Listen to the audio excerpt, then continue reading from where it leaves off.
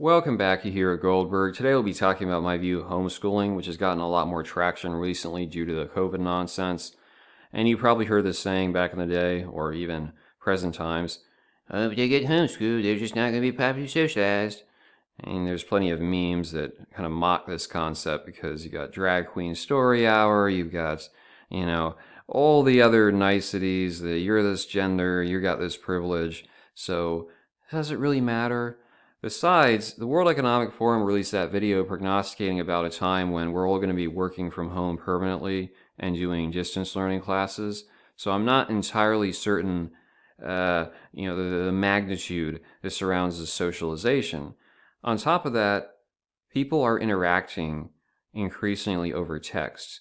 So the manosphere can have its debates, personality, game, looks, but at the end of the day, if you're talking over text, how are you going to express your personality? With emojis?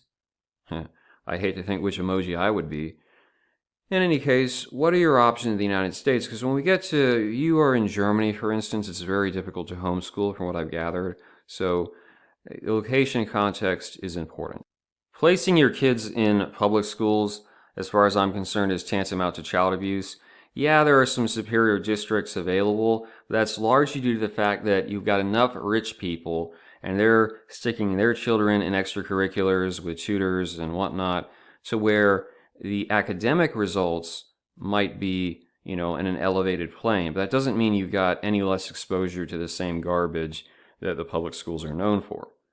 And that's one of the biggest problems with them conceptually. You're saying everyone benefits from being with everyone, but you don't have any quality control. So all the folks who just dump off their kids in kindergarten and say, hey, government, please raise my kids because I'm not going to discipline them, those are the ones who your children end up being in close proximity to. And in a lot of respects, you are helping out the reproductive strategies of planetary scum in that respect, because a lot of chicks, or even dudes, and they'll go and bang trash women out of high school, get them pregnant. So public schools, bad idea. If you're going to find an online public school, there are those commercials I've seen, that might be okay. But I would not send your kids to a brick and mortar public school if you can avoid it. Another option would be private schools, and historically these seem to be the citadel. If you didn't want your kids exposed to the cesspool of the public sphere, you would bring them to such institutions. The problem, as I see it, is that parents that have enough money will send their degenerate kids even to private institutions. And also, if you just look at the student bodies, I don't know if they're getting government handouts, but it seems as though maybe there's that, well, as long as we meet particular quotas, we'll get some kind of reward from the feds. I could be wrong on that, I don't know, but that's what I've seen from local private schools.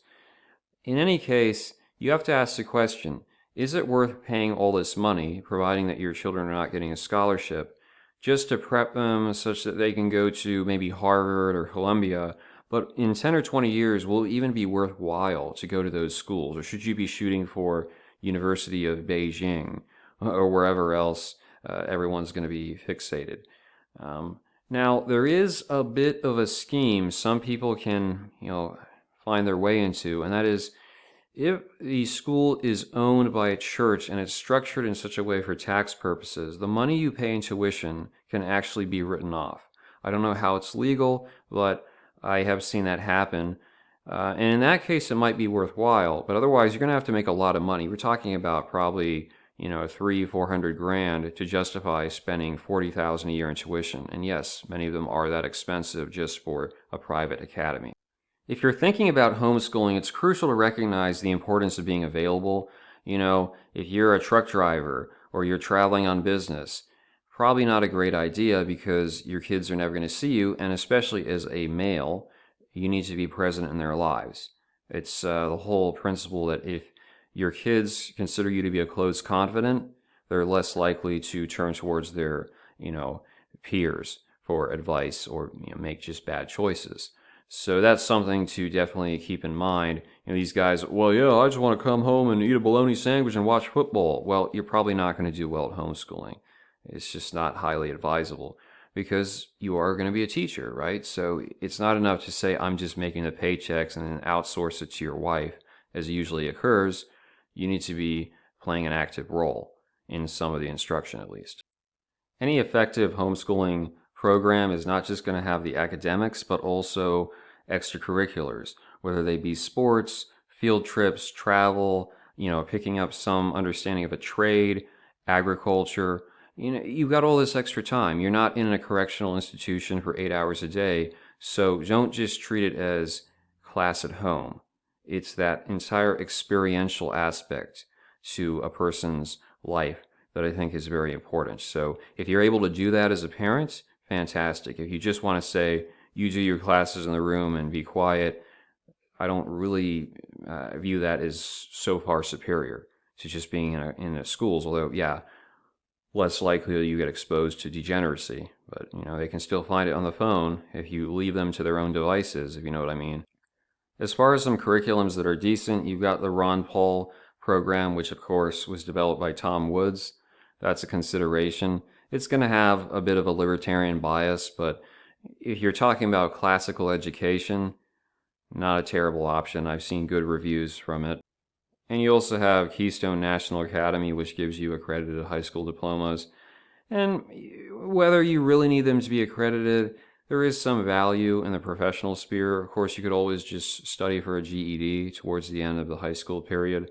But I think overall, homeschooling is a good option. Now, bear in mind, as I noted before, it's not going to work for every parent. So instead of doing homeschooling because, well, the internet and the conservatives told me to, you have to really have that sense of, I want to be part of this, I want to be active, I want to teach them and learn with them, as opposed to it's public school except from home. At that point, you might as well enroll them, because in the future, they're going to be saying, yeah, you'll be a public school student live streaming on Zoom anyway.